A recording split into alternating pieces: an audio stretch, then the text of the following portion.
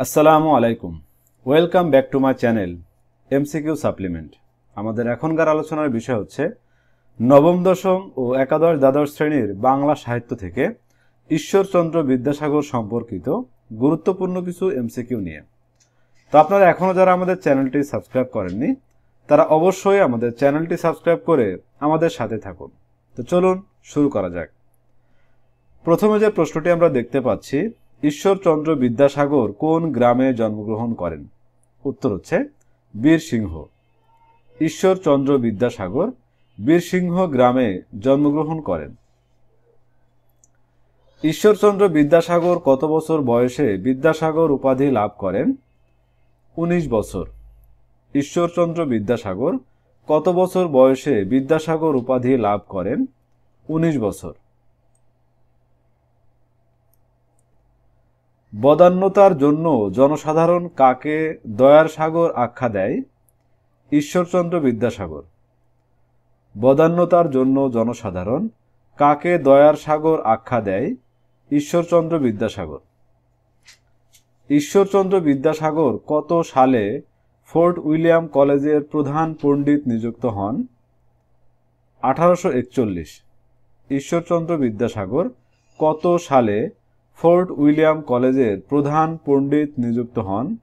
1841 সালে।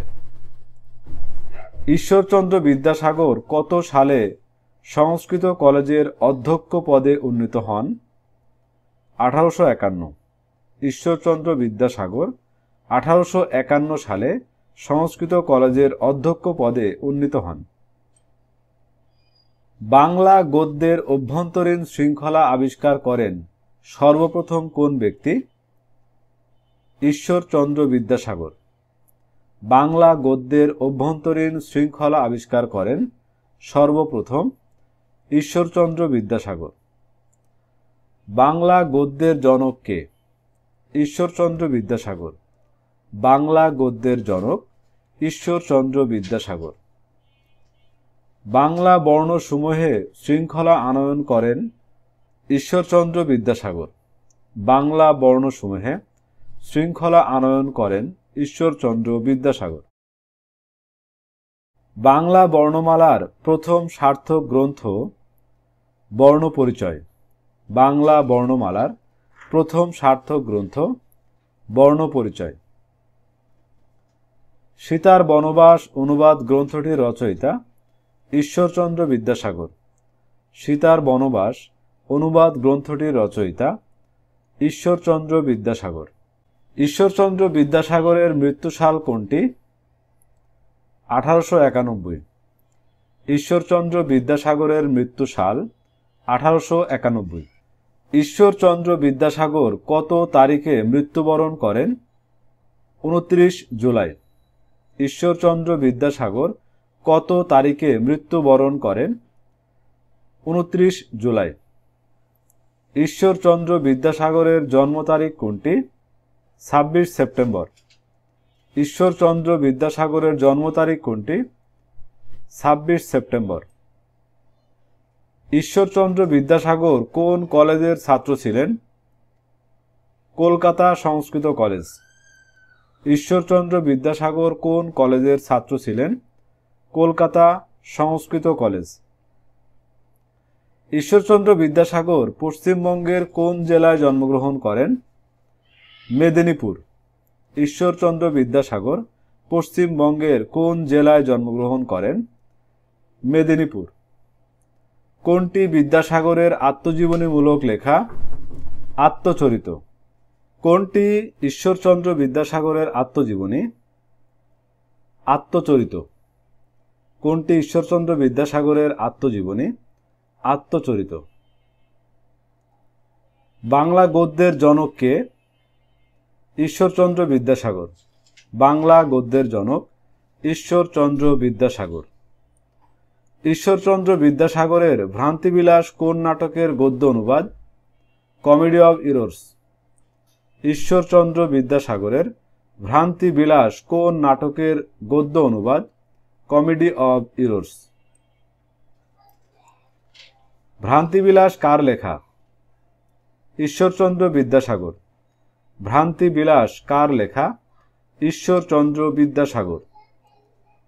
প্রভাবতী সম্ভাষণ কার রচনা? ঈশ্বরচন্দ্র বিদ্যাসাগর। প্রভাবতী সম্ভাষণ কার রচনা? ঈশ্বরচন্দ্র বিদ্যাসাগর। ঈশ্বরচন্দ্র বিদ্যাসাগরের মৌলিক রচনা প্রভাবতী সম্ভাষণ।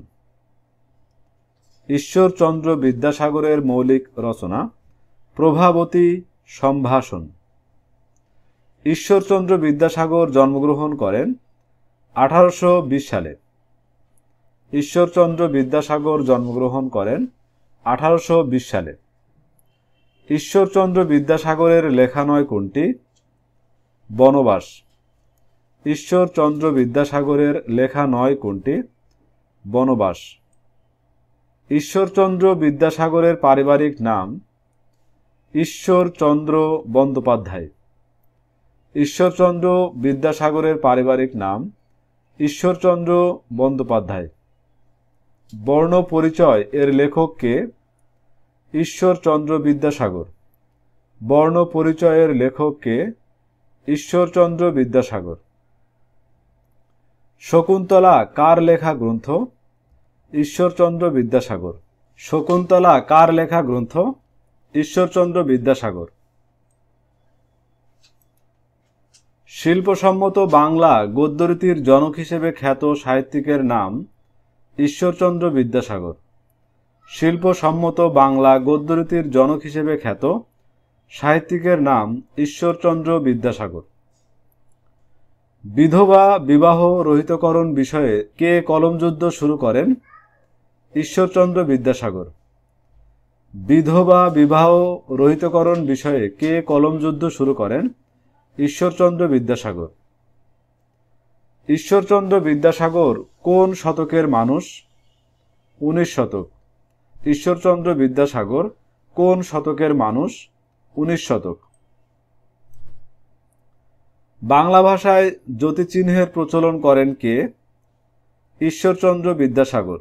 বাংলা ভাষায় যতিচিহ্নের প্রচলন করেন কে? ঈশ্বরচন্দ্র বিদ্যাসাগর। ঈশ্বরচন্দ্রকে কোন প্রতিষ্ঠান বিদ্যাসাগর উপাধি প্রদান করেন? সংস্কৃত কলেজ। ঈশ্বরচন্দ্রকে কোন প্রতিষ্ঠান বিদ্যাসাগর উপাধি প্রদান করে? সংস্কৃত কলেজ। নিচের কোনটি উইলিয়াম শেক্সপিয়রের নাটকের অনুবাদ? ভ্রান্তিবিলাস। নিচের কোনটি উইলিয়াম শেক্সপিয়রের নাটকের অনুবাদ? ভ্রান্তিবিলাস। বাংলা ভাষায় বিরামচিহ্নের ব্যবহার কোন সাল থেকে শুরু হয়? 1847 সালে। বাংলা ভাষায় বিরামচিহ্নের ব্যবহার কোন সাল থেকে শুরু হয়? 1847 সালে। কোন গ্রন্থ প্রকাশের মাধ্যমে বাংলা সাহিত্যে নতুন যুগের সূচনা হয়? বেতাল পঞ্চবিংশতি। কোন গ্রন্থ প্রকাশের মাধ্যমে বাংলা সাহিত্যে নতুন যুগের সূচনা হয়? বেতাল পঞ্চবিংশতি। 1855 সালে বিদ্যাসাগরের লেখা কোন বইটি ক্লাসিক মর্যাদা লাভ করেছে?